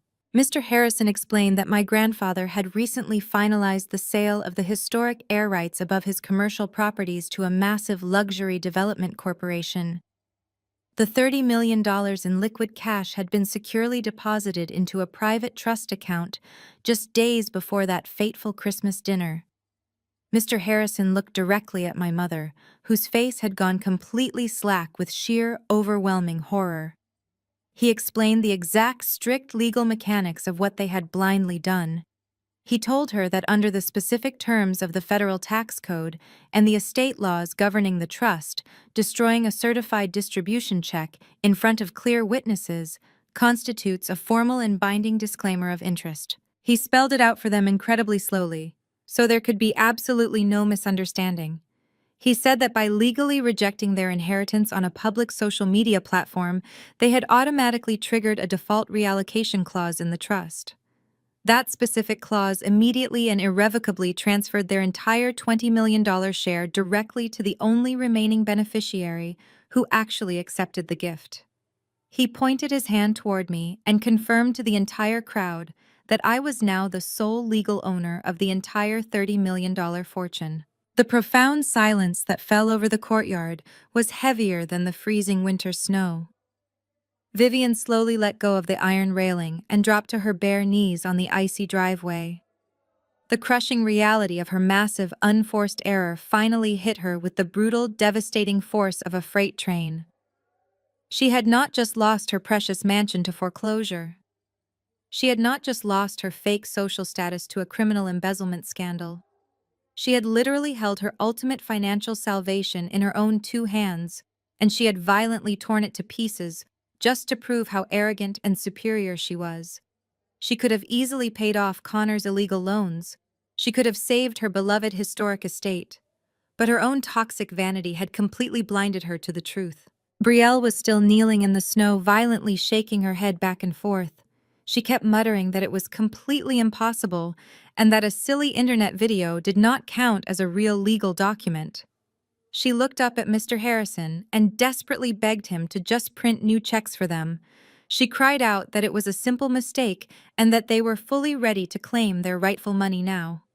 Mr. Harrison looked down at her with absolutely zero professional sympathy. He coldly informed her that the massive escrow transfer had already been completely finalized, approved by the Federal Reserve, and legally sealed by the state courts. The money was permanently and entirely gone. I walked slowly toward my mother and my sister, my boots crunching softly in the deep snow. I looked down at the two women who had spent my entire life making me feel like a worthless outsider in my own family. I told them that the most pathetic part of this entire tragedy was that I never actually wanted their money. I told them I just wanted a mother who loved me and a sister who respected me. But since they chose to hand me $30 million instead, I was going to use every single penny of it to make sure they never had the power to hurt anyone else ever again. They sat shivering in the freezing snow, completely ruined by their own monumental arrogance, while the crowd of investors watched their absolute and total destruction. The heavy flashing red and blue lights of local police cruisers finally broke through the dark tree line of the sprawling estate. They pulled into the long circular driveway right behind the black unmarked federal vehicles. The lead FBI agent firmly grabbed Connor by the back of his ruined custom tuxedo collar and yanked him forcefully to his feet. Connor was no longer the arrogant tech visionary. He was a sobbing, pathetic mess. Tears and thick snot ran down his face as he desperately looked toward my grandfather, pleading for mercy. He begged Grandpa Elijah to use his massive wealth to post his bail. My grandfather simply leaned on his silver walking cane and turned his back, completely ignoring the pathetic cries of a criminal. The federal agent loudly read Connor his Miranda rights. The words echoed clearly across the snowy lawn. "You have the right to remain silent. Anything you say can and will be used against you in a court of law." It was incredibly poetic to hear those specific words spoken to a man who had never once learned how to keep his arrogant mouth shut. Two local police officers stepped forward and helped the federal agents shove Connor into the back of a heavily armored police cruiser. His head hit the metal doorframe, but nobody offered him an apology. The heavy door slammed shut completely, cutting off his desperate screams. The massive crowd of wealthy church members began to slowly disperse, but they were not leaving quietly. Several younger attendees had pulled out their cell phones and were actively live streaming the entire humiliating arrest to their social media accounts. Brielle was now the star of a viral internet video, but it was definitely not the kind of luxury lifestyle vlog she was used to posting. She held her hands over her face, trying to hide from the glaring camera flashes, but there was absolutely nowhere for her to run. The elite social circles of Atlanta would be talking about this spectacular downfall for the next 10 years. I walked slowly back up the marble steps where my mother Vivian was still kneeling helplessly in the snow. Her expensive emerald green designer gown was completely soaked through and ruined by the freezing slush. Her perfectly styled hair hung in wet, miserable clumps around her face. I reached deep into the pocket of my thick winter coat and pulled out the heavy brass keys to the massive front doors of the mansion. I had received them earlier that afternoon from Mr. Harrison's private courier, along with the legal property deeds. I stood directly over my mother and tossed the heavy keys down into the snow right next to her frozen hands. The brass metal hit the ice with a sharp, clear sound. Vivian slowly looked up at me, her eyes red and completely swollen from crying. She weakly asked me what those keys were for. I kept my voice perfectly flat and devoid of any human sympathy. I told her that those were the spare keys to my newly acquired historic estate. I calmly explained that since my private holding corporation had legally absorbed her predatory secondary mortgage and executed the notice of default, I was now the sole legal landlord of the entire property. I told her that I did not want her toxic energy infecting my new home for a single second longer. I looked down at my expensive watch and announced to Vivian and Brielle that it was currently 10 o'clock at night. I told them they had exactly 1 hour to go inside and pack their personal belongings. I made it incredibly clear that they were only allowed to take their basic clothing and personal toiletries. I explicitly forbade them from taking any expensive furniture, any imported crystal, any valuable artwork, or any of the expensive luxury vehicles parked in the garage. Those assets now belonged to my holding company to offset the massive financial damages they had caused. I told them that if they were not completely off my property by 11 o'clock, I would have the local police officers arrest them for aggressive criminal trespassing. Vivian let out a loud, hysterical gasp and clutched her chest again. She screamed that I was a complete monster and that no daughter could ever be this violently cruel to her own flesh and blood. She pointed a shaking finger at me and yelled that she had raised me and given me a roof over my head for my entire life. I looked at her completely unmoved by her pathetic manipulation. I reminded her that just yesterday she had eagerly forced me to sleep on a damp-stained mattress in a freezing, unheated garage. I reminded her that her golden son-in-law had deliberately bought my apartment building just to illegally evict me into a winter storm while she proudly cheered him on. I told her she was finally getting to experience the exact same ruthless eviction she thought I deserved. Brielle started loudly complaining that she could not possibly pack her entire designer wardrobe in just 60 minutes. She whined that she did not even have a car to leave in because the federal agents had already confiscated Connor's expensive sports car as evidence of his massive fraud. I smiled coldly and told her she better start calling a cheap local taxi cab right now. I told her that time was actively ticking and every single second she spent complaining was a second she could be using to pack her cheap underwear. Panic finally set in. Vivian and Brielle scrambled up from the freezing snow and awkwardly ran up the marble steps, slipping and sliding in their expensive ruined heels. They pushed past me and practically threw themselves through the grand front doors of the mansion. I followed them inside and stood quietly in the warm, grand foyer, watching the absolute chaotic destruction of their fake perfect lives. For the next 55 minutes, the sprawling house was filled with the frantic sounds of doors slamming and heavy footsteps running desperately across the hardwood floors. I stood near the sweeping staircase with my arms crossed, watching Vivian drag two massive, heavy suitcases down the stairs. She was hyperventilating and crying loudly, mourning the loss of her crystal vases and her expensive antique rugs. She looked around the beautiful grand foyer, touching the heavy oak banister one last time, as if she was saying goodbye to a dying lover. Her entire identity was tied to this massive, expensive house, and leaving it meant she was completely returning to absolute nothingness. Brielle struggled down the stairs right behind her, dragging three mismatched bags. Her face was a completely smeared mess of expensive makeup and angry tears. She glared at me with pure, intense hatred, but she did not dare say a single word. She knew I held all the absolute power, and that I would not hesitate to throw her out into the cold with absolutely nothing at all.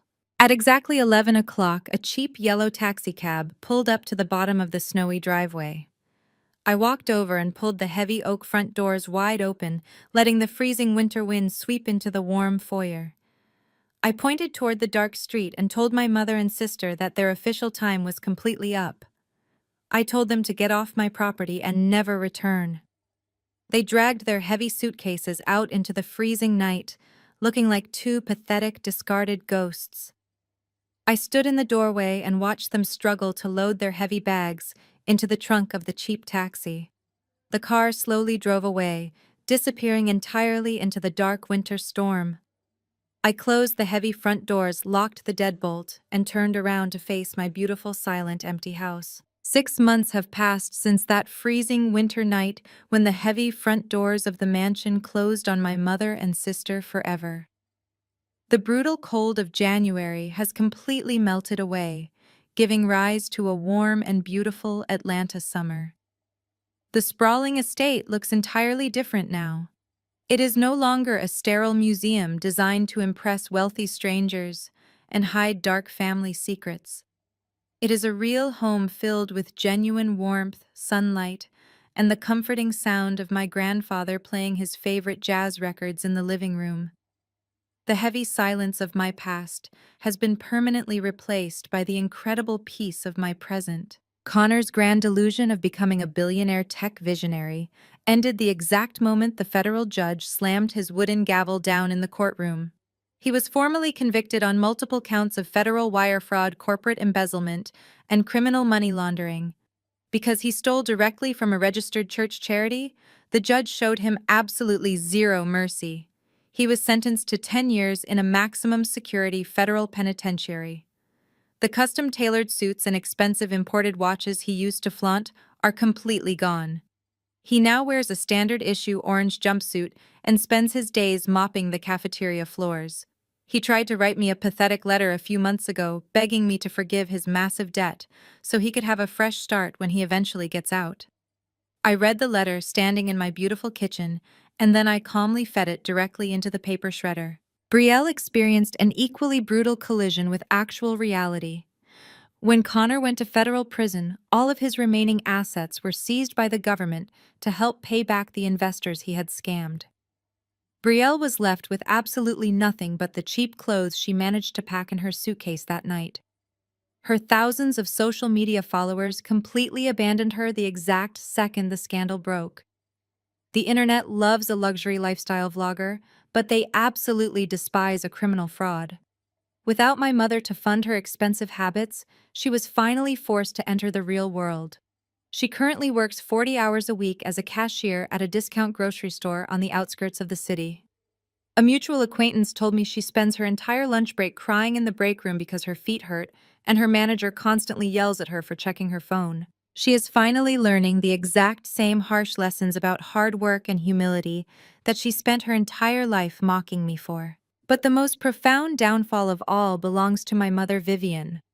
She is currently renting a tiny cramped one-bedroom apartment in a highly undesirable neighborhood. For a woman whose entire identity was built on extreme wealth and perceived social superiority, living in absolute obscurity is a fate far worse than death. She is completely ostracized from the elite Atlanta social circles she spent decades ruthlessly climbing.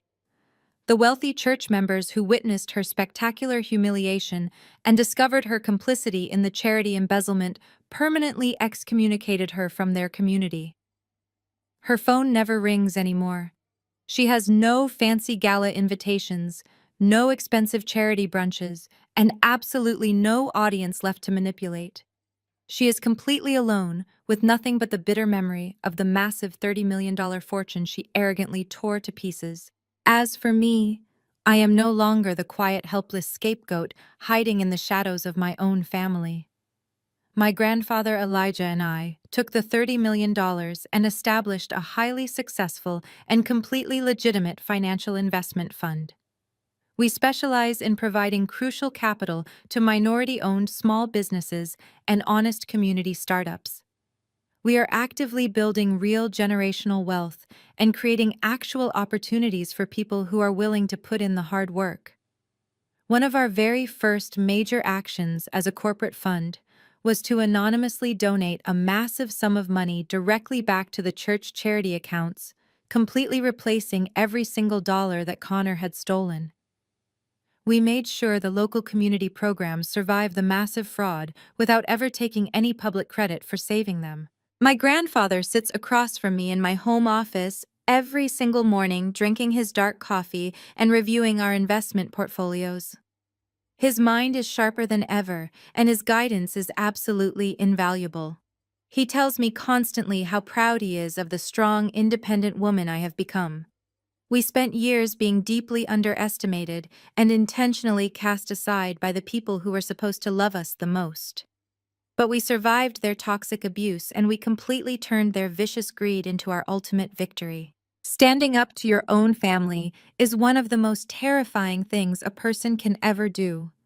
Society constantly tells us that blood is thicker than water, and that we must always forgive the people who share our DNA. But loyalty should never be a one-way street, and family should never be a valid excuse for endless emotional abuse. Sometimes the most empowering thing you can do is to calmly walk away from the table when love and respect are no longer being served.